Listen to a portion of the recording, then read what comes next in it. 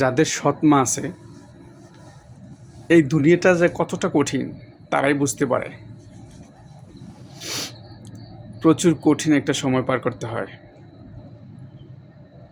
বাবা হয়ে যায় সৎ, বাবাও তখন ইচ্ছে করলে ছেলের সাথে বা মেয়ের সাথে যোগাযোগ করতে পারে না, ভালো কথা বলতে পারে না, সুখ দুঃখ অনেক অনেক চাহিদা পূর্ণ করতে পারে না সৎ মার জন্য।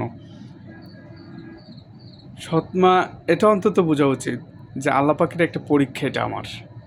অন্তত আল্লাহর দিকে চাইয়া, আল্লাহর দিকে মানে আল্লাহর হুকুমের দিকে চাইয়া যে ছেলে বা সন্তান থাকে ওই পরিবারে, তাকে দেখাশোনা করা উচিত।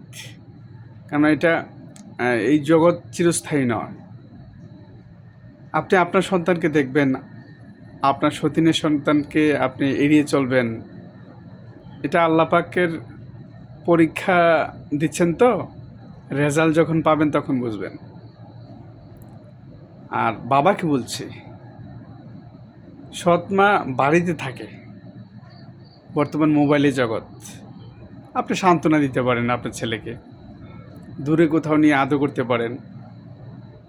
সেই জিনিসটা থেকে যদি আপনি বঞ্চিত করেন, আল্লাহ পাকের কাছে আপনিও দায়বদ্ধ থাকবেন, আপনিও ছাড় পাবেন না। আপনি সব কিছু দিতেছেন, মনে করতেছেন সব কিছু দিচ্ছি আমি, কিন্তু আপনার ছেলে বা আপনার সন্তান আদর থেকে আপনার আদর থেকে বঞ্চিত।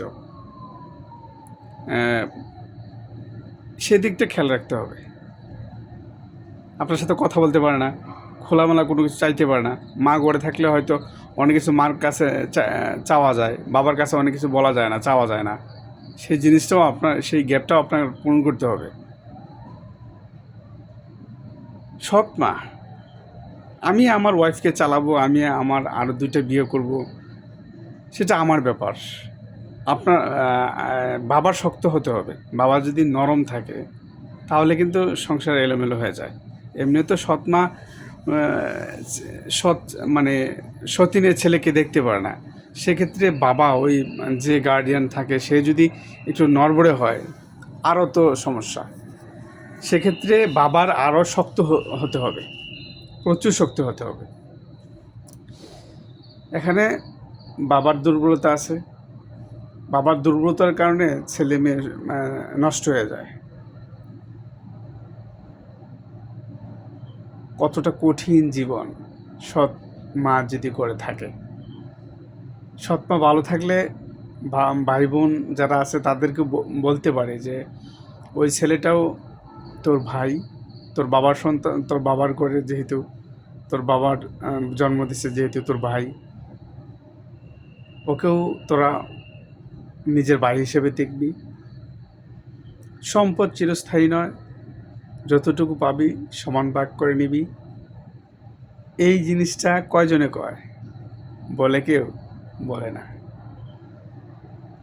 সম্পদ, যাদের সম্পদ নেই, রাস্তাঘাটে আছে, আল্লাহ পাক রিজিক রাখে নাই, ওদের জন্য একটা পরীক্ষা।